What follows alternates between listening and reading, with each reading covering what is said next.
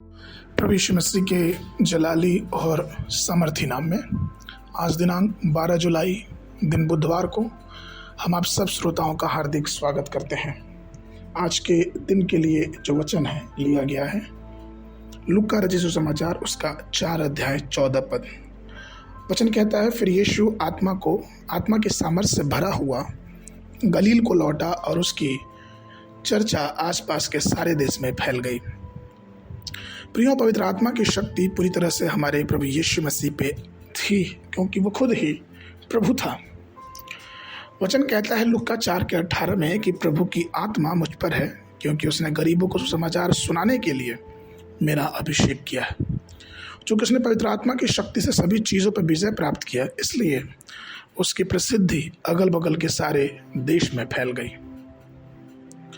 पवित्र आत्मा द्वारा मजबूत होने के लिए सभी शिष्य ऊपरी कोठरी में इंतजार कर रहे थे। जब पवित्र आत्मा उन पर उड़ेला गया तो उन पे एक बड़ी सामर्थ आई और वे जो यहूदियों के डर से पहले छिपे हुए थे अब वही बड़ी निर्भीकता से उठ के डट के खड़े होकर प्रचार करने लगे।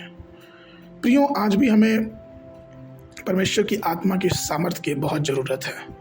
उस सामर्थ से हमें जुड़ना चाहिए जो हमें विजय का जीवन प्रदान करती है, क्योंकि प्रभु ने खुद ही कहा है कि जब पवित्र आत्मा तुम पर आएगा तो तुम सामर्थ पाओगे। यहाँ तक कि लूका 24 के 49 में यीशु ने कहा, और देखो जिसकी प्रतिज्ञा मेरे पिता ने की है मैं उसको तुम पर उतारूंगा, और जब तक स्वर्ग से सामर्थ ना पाओ तब तक तुम इसी नगर में ठहरे रहो। प्रियो, वे साहसपूर्वक खड़े रहे और घोषणा किया।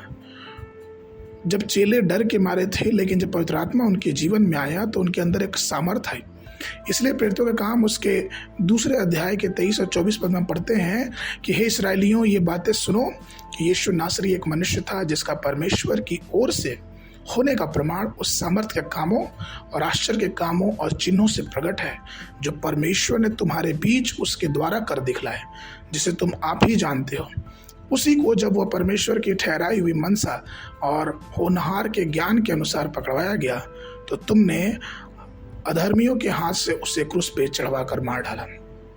प्रियो, ये बातें संसारिक ज्ञान और संसारिक सामर्थ्य से नहीं हो सकती है, बल्कि ये परमेश्वर की आत्मा के द्वारा ही हो सकती है। प्रियो, आपको मालूम, जब दलीला ने सिमसोन से उसकी ताकत का रहस्य पूछा तो उसने बताया कि ये उसके बाल हैं, लेकिन सच में अगर देखा जाए तो उसका बाल सिर्फ एक जरिया था, लेकिन उसकी जो ताकत थी, उसका जो रहस्य था वो पवित्र आत्मा था। प्रियो, आज हमारी सामर्थ्य और हमारी ताकत किस पे है? क्या हमने अपने भरोसा परमेश्वर की आत्मा में बनाए रखा है? जिस प्रकार से फिलिपियों की पत्री में पौलुस 4 अध्याय के 13 पद में कहता है, परंतु आप मेरी सारी ताकत का स्रोत हैं। क्या हम ऐसा प्रभु से कह सकते हैं कि जो मुझे सामर्थ्य देता है उससे मैं सब कुछ कर सकता हूँ? यदि हाँ, तो आइए अपने जीवन को प्रभु के हाथों में समर्पित करें। अब प्रभु से कहें कि प्रभु आप सब कुछ जानने वाले परमेश्वर हैं, आप हमारी रखवाली करें। आज के मनन के लिए 2 तीमुथियुस की पत्री उसका 1 अध्याय 7 पद, क्योंकि परमेश्वर ने हमें भय की नहीं पर सामर्थ और प्रेम और संयम की आत्मा दी है। बाइबल अध्ययन के लिए सुबह के समय भजन संहिता की पुस्तक उसका 4, 5, 6 अध्याय, संध्या के समय प्रेरितों के काम उसका 17 अध्याय 16 पद से लेके 34 पद तक। परमेश्वर आप सबको आशीष देवे।